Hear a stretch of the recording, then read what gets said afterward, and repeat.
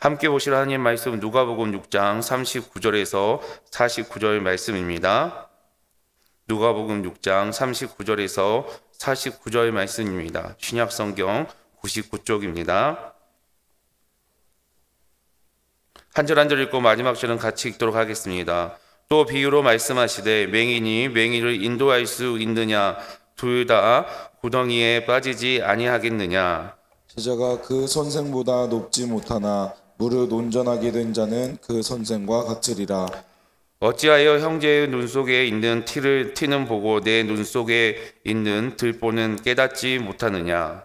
너는 내 눈 속에 있는 들보를 보지 못하면서 어찌하여 형제에게 말하기를 형제여 나로 내 눈 속에 있는 티를 빼게 하라 할 수 있느냐? 외식하는 자여 먼저 내 눈 속에 들보를 빼라. 그 후에야 내가 밝히 보고 형제의 눈 속에 있는 티를 빼리라. 못된 열매 맺는 좋은 나무가 없고 또 좋은 열매 맺는 못된 나무가 없느니라. 나무는 각각 그 열매로 아나니 가시나무에서 무화과를 또는 찔레에서 포도를 따지 못하느니라. 선한 사람은 마음에 쌓은 선에서 선을 내고 악한 자는 그 쌓은 악에서 악을 내나니 이는 마음에 가득한 것을 입으로 말함이니라. 너희는 나를 불러 주여 주여 하면서도 어찌하여 내가 말하는 것을 행하지 아니하느냐? 내가 나와 내 말을 듣고 행하는 자마다 누구와 같은 것을 너희에게 보이리라. 집을 짓되 깊이 파고 주추를 반석 위에 놓은 사람과 같으니 큰 물이 나서 탕류가 그 집에 부딪히되 잘 지었기 때문에 능히 요동하지 못하게 하였거니와. 같이 읽겠습니다. 듣고 행하지 아니하는 자는 주추 없이 흙 위에 집 지은 사람과 같으니 탕류가 부딪힘에 집이 곧 무너져 파괴됨이 심하니라 하시니라. 아멘. 오늘 하루도 하나님의 은혜가 흘러넘치고 사랑이 가득하여서 내시는 성도님들이 되시기를 주님의 이름으로 축복합니다. 앞선 37절과 38절은 예수님이 제자들에게 이기심이 없는 사람의 삶에 대해서 이야기하고 또 타인에게 그 사랑을 베풀어야 한다라는 그 이유를 말하면서 또 그에 대한 보상을 하실 거라고 말씀을 하셨습니다. 그리고 39절에서 42절까지는 앞에서 언급한 대로 이 명령을 들은 제자들이 효과적으로 이 하나님의 말씀을 깨닫고 그 하나님의 말씀대로 살아가기 위해서 비유로 말씀하십니다. 오늘 39절 말씀 다 같이 읽어보도록 하겠습니다. 시작.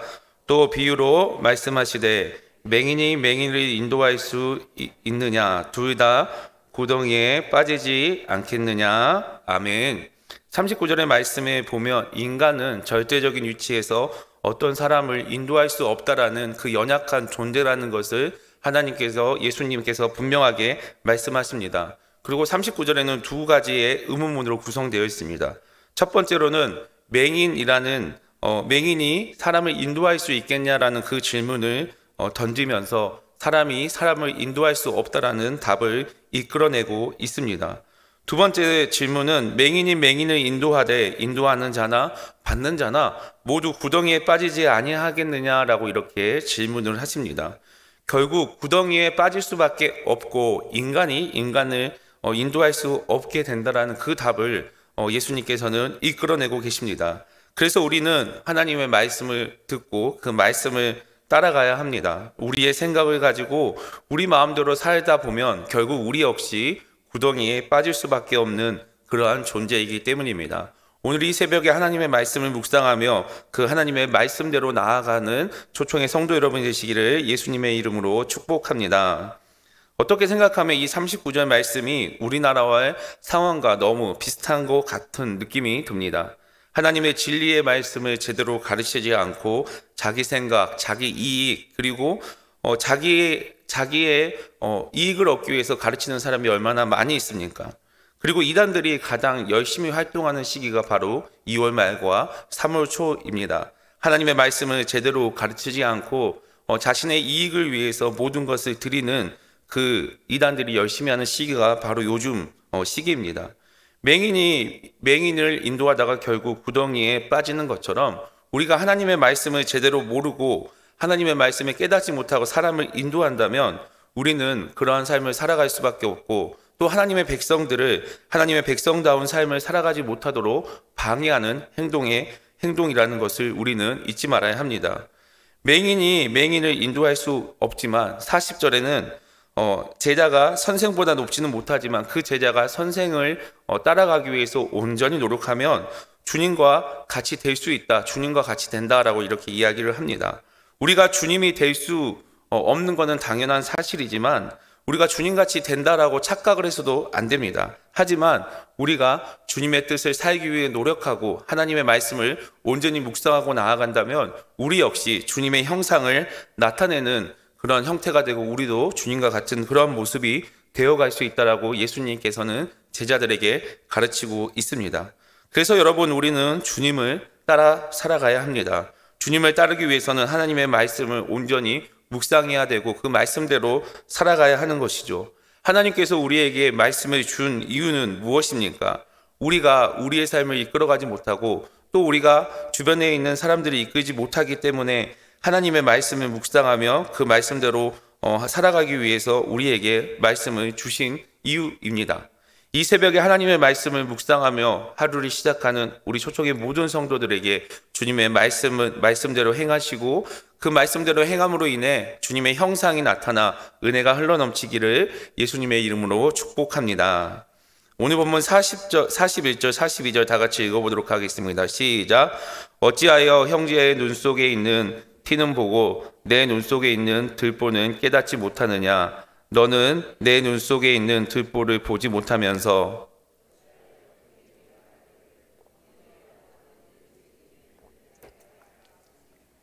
외식하는 자여, 먼저 내 눈 속에서 들보를 빼라. 그럴 후에야 내게 밝히 보고 형제의 눈 속에 있는 티를 빼니라. 아멘. 티와 들보의 비유는 우리가 잘 알고 있는 비유입니다. 41절의 티는 시들다라는 뜻을 가지고 있어서 마른 가지, 톱밥을 뜻하고 있고 또 들보는 받치다, 지탱하다라는 기둥의 뜻을 가지고 있습니다. 타인의 조그만 결적을 상징하는 티와 자신의 큰 허물인 들보를 비유하면서 예수님께서는 더욱더 강조하고 있습니다. 예수님께서 비유를 하시면서 극단적인 비유를 들어서 설명하는 이유는 사실 가끔 눈 안에는 이물질이 들어갈 수는 있지만 들보는 절대 들어갈 수 없기 때문입니다. 이러한 극단적인 비유로서 주님께서는 우리에게 전달하고자 하는 그 교훈의 심각성을 분명하게 말씀하고 있습니다. 예수님께서는 타인의 작은 잘못을 눈을 부르키고 찾는 그런 모습을 예리하게 지적합니다. 그리고 오히려 우리에게 있는 잘못, 우리에게 큰 결함, 그것이 들보처럼 큰데 그것을 왜 깨닫지 못하는지 예수님께서는 오늘 말씀을 통해서 말씀하고 계십니다. 눈은 객관적으로 보지 못합니다. 왜냐하면 항상 자신이 가지고 있는 주관적인 생각들로 보기 때문이죠. 그래서 하루 종일 우리의 눈은 판단을 합니다. 이게 맞고 저것은 틀렸다. 그런데 이렇게 판단을 하면서 우리가 우리의 눈으로 시시비비도 결정을 하게 되죠. 판단을 하고 때로는 비판까지 합니다. 그렇게 하는 이유는 나의 작은 잘못은 보이지 않고 다른 사람의 그 작은 잘못이 커 보이기 때문입니다. 예수님께서는 우리가 절대적인 관점을 가질 수 없다라는 것을 이 비유를 통해서 우리에게 말씀하십니다. 그러면 이러한 모습은 우리는 어떻게 해결할 수 있을까요? 우리를 값없이 사랑하신 그 예수님의 사랑을 우리는 깨달을 때 이러한 형제를 비판하는 것, 이웃을 지적하는 것, 또 우리의 눈으로 판단하는 문제들을 해결할 수 있습니다. 그리고 우리의 죄를 주님 앞에 회개하고 하나님 앞에 형제를 사랑할 수 있는 그런 마음을 가질 수 있게 기도해야 하는 것이죠. 그래서 여러분, 하나님이 우리를 사랑하시는 것처럼 우리 주변의 이웃들을 사랑하시길 바랍니다. 우리 모습 있는 그대로 사랑하신 예수님의 그 사랑을 깨닫고 그 사랑을 실천하시길 바랍니다. 서로 사랑하며 주님의 말씀을 순종하는 삶으로 살아가시길 바랍니다. 사랑하는 것은 여러분, 우리가 판단을 멈추게 하는 것입니다. 우리가 판단을 하고 있다면 우리는 사랑할 수 없는 상태라는 것을 기억하시길 바랍니다. 판단하면 사랑하지 못합니다. 그렇기 때문에 판단을 멈추고 사랑하시길 바랍니다. 우리의 가족, 우리의 이웃, 우리의 성도들을 십자가의 사랑으로 사랑하시며 온전히 그 사랑을 실천하시기를 예수님의 이름으로 간절히 축복합니다. 43절과 45절까지는 나무의 비유를 설명하고 있습니다. 43절에 행동에 따른 결과를 강조하면서 좋은 나무는 좋은 열매를 맺고 또 나쁜 나무는 좋은 열매를 맺을 수 없다라는 것을 말하고 있습니다. 그리고 44절에 나무가 좋은 나무인지 나쁜 나무인지 그 증거는 바로 열매를 통해서 알 수 있다라고 거듭 강조하고 있습니다. 예수님께서 이렇게 열매를 통해서 강조하는 이유는 무엇이냐면 단순히 우리가 믿음을 지식적으로 아는 것이 아니라 우리의 신념에서 끝나는 것이 아니라 우리의 삶에 온전히 나타내고 우리의 행동으로 입증되어야 한다라는 그 예수님의 말씀으로 강조하고 있습니다. 오늘 보면 45절 말씀 다 같이 읽어보도록 하겠습니다. 시작. 선한 사람은 마음에 쌓은 선에서 선을 내고 악한 자는 그 쌓은 악에서 악을 내나니 이는 마음에 가득한 것을 입으로 말함이니라. 아멘. 우리의 마음에 선을 쌓은 방법, 좋은 열매를 맺는 방법은 바로 하나님의 말씀을 묵상하며 그 말씀을 우리 마음에 뿌리내리게 하는 것입니다. 사람이 마음에 쌓여 있는 것이 밖으로 표출될 수밖에 없다라는 그 이유를 예수님께서 말합니다. 쌓은이란 단어는 귀한 것을, 귀중한 것을 모으는 장소, 그러니 금고를 의미하고 있고 그 자체가 보물이라는 것을 뜻하고 있습니다. 45절에 선한 사람은 마음에 쌓은 선, 이것은 그냥 우리가 태어나서부터 가지고 있는 성품이 아니라 우리가 살아가면서 하나님의 말씀대로 오랜 시간 거쳐서 가꾸어진 우리의 좋은 인격을 말합니다.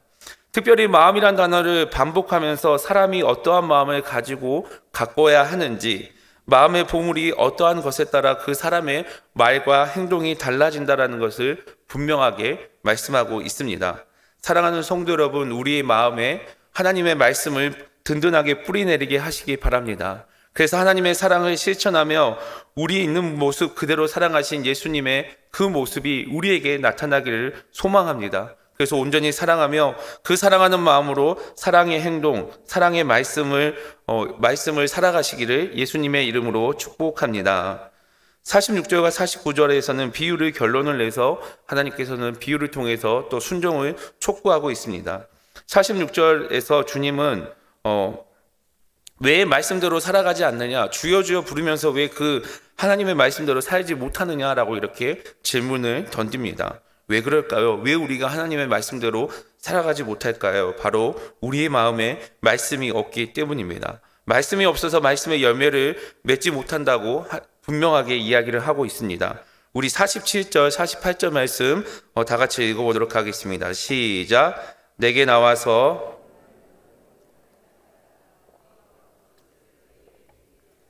집을 짓되 깊이 파고 주추를 반석 위에 놓은 사람과 같으니 큰 물이 나서 탕류가 그 집을 부딪히되 때문에 능히 요동하지 못하게 하거니와. 아멘. 47절에 보면 말씀을 듣고 그 말씀대로 행하는 사람이 어떤 사람인지 48절을 통해서 설명하고 있습니다. 이 사람은 집을 짓되 땅을 깊이 파고 거기에 주추를 놓은 사람이라고 이야기를 합니다. 즉 튼튼한 반석 위에 집 지은 사람이 바로 하나님의 말씀에 순종하는 사람이라고 이렇게 이야기를 합니다. 이 사람은 어떠한 시험과 환란이 있을지라도 큰 풍랑에도 흔들리지 않을 거라고 이렇게 이야기를 예수님께서 하고 계십니다. 사랑하는 성도 여러분, 말씀에 순종함으로 반석 위에 주추를 세워 우리의 삶을 세워가시기를 예수님의 이름으로 축복합니다. 그렇다면 반석 위에 집을 짓기는 여러분 과연 쉬운 일일까요? 결코 쉽지 않은 일입니다. 반석을 뚫어야 하고 그 뚫기 위해서 얼마나 많은 힘이 들겠습니까? 그런데도 반석 위에 주추를 놓으면 절대 흔들리지 않는다라고 이렇게 이야기를 합니다. 하나님의 말씀 위에 집을 짓는 것, 하나님의 말씀에 집을 세우는 것, 우리가 그 말씀대로 살아가는 것이 고난이 와도 힘든 일이 있어도 시험이 있어도 절대 흔들리지 않는 이유가 되고 삶의 방법이라고 이야기를 합니다. 반석을 뚫기 위해서 수없이 노력하는 그 힘이 바로 우리가 하나님의 말씀대로 살아가기 위해서 노력하는 우리의 삶의 근원이 되어야 하는 것이죠.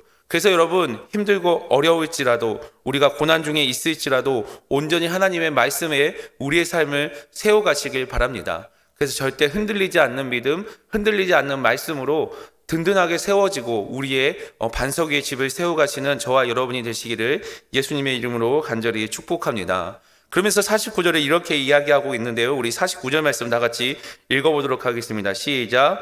듣고 행하지 아니하는 자는 주체 없는 흙 위에 집 지은 사람과 같으니 탕류가 부딪힘에 집이 곧 무너져 파괴됨이 심하니라 하시니라. 아멘.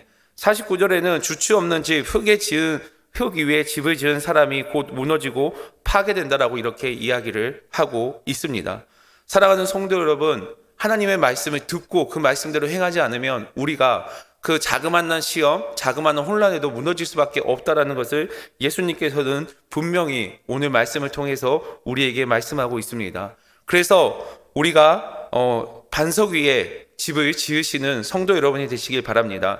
말씀 위에 집을 세우기 위해서 오늘 하루도 하나님께서 주시는 그 말씀을 온전히 묵상하시길 바랍니다. 그리고 우리가 주여 주여 부르며 그 주님을 바라보는 그 믿음으로 주님의 형상이 우리의 모습에 나타날 수 있도록 그 말씀을 묵상하며 말씀을 붙드시길 바랍니다. 그리고 우리의 주변에 있는 사람들을 판단하는 것이 아니라 우리의 눈으로 어떠한 것을 결론 짓는 것이 아니라 우리를 값없이 사랑하신 그 하나님을 바라보며, 예수님을 바라보며 우리를 사랑한 것처럼 이웃을 사랑하며 섬기며 나아가시길 바랍니다. 그래서 우리가 온전히 하나님의 말씀으로 그 말씀 위에 그 우리의 삶이 세워져서 어떠한 시험과 환란이 일어날지라도 든든히 세워서 우리의 가정을, 우리 교회를, 우리의 삶을 세워가시는 저와 여러분이 되시기를 예수 그리스도의 이름으로 간절히 축복합니다. 사랑의 하나님 감사합니다. 오늘도 복된 날을 허락하여 주시고 우리가 주님 앞에 나와 말씀으로 시작할 수 있게 하심을 감사합니다. 하나님, 우리가 반석 위에 집을 세울 수 있도록 인도하여 주시옵소서. 그러기 위해서 하나님의 말씀을 순종하며 그 말씀대로 살아갈 수 있는 은혜 허락하여 주시옵소서. 맹인이 맹인을 인도할 수 없는 것처럼 맹인이 인도하다가 결국에는 구덩이에 빠지는 그러한 삶을 살아가는 것이 아니라 하나님의 말씀을 의지하며 그 하나님의 말씀대로 살아가기 위해 노력할 때 우리의 삶에 우리 주님의 형상이 나타날 수 있도록 주님께서 인도하여 주시옵소서. 그러기 위해서 하나님, 무엇보다 우리가 우리의 잘못을 먼저 인정하며 또 우리의 이웃을 사랑할 수 있는 은혜를 허락하여 주시옵소서. 그러기에 우리 마음에 좋은 하나님의 말씀에 씨앗이 우리 마음에 뿌려질 수 있도록 인도하여 주시며 그 말씀의 뿌리가 우리의 마음에 잘 내려질 수 있도록 인도하여 주시옵소서. 그래서 선을 행하고 선한 것을 나타내며 우리의 마음에 있는 선한 그 하나님의 능력을 나타낼 수 있는 저희 모두가 될 수 있도록 인도하여 주시옵소서. 오늘 하루도 그렇게 살기 위해 노력하며 나아갈 수 있는 은혜 허락하여 주시고 주님을 사랑하며 그 주님의 사랑으로 이웃을 사랑할 수 있는 저희 모두가 될 수 있도록 인도하여 주시옵소서. 내일부터 진행될 새봄 은혜 집회를 위해서 기도합니다. 하나님, 우리가 은혜를 사모하며 은혜가 우리에게 가득하여 흘러넘치게 하여 주시고 온전히 그 은혜로 우리가 살아가며 우리가 내실 있는 신앙인으로서 세워질 수 있도록 주님께서 인도하여 주시고 함께하여 주시옵소서. 감사드리며 예수 그리스도의 이름으로 간절히 기도드립니다. 아멘. 말씀을 기억하면서 주님 앞에 기도하며 나아가도록 하겠습니다. 우리가 나라와 민족을 위해서 기도하며 또 우리가 정말로 하나님의 말씀만 바라보며 그 말씀에 순종하며 그 이웃에 우리에게 주님의 형상이 나타날 수 있도록 기도하시길 바랍니다. 이웃을 사랑하고 섬기는 그 은혜를 허락해달라고 기도하시고 내일부터 진행되는 새봄 은혜 집회에 은혜가 흘러넘치게 기도해 주시기 바랍니다. 교회를 이끌어 가시는 담임 목사님 영육간의 강건함 허락하여 주시고 우리 교회가 하나님께서 주신 사명 잘 이룰 수 있게 해달라고 이 시간 주여 한번 부르고 주님 앞에 간절히 기도하며 나아가도록 하겠습니다. 주여.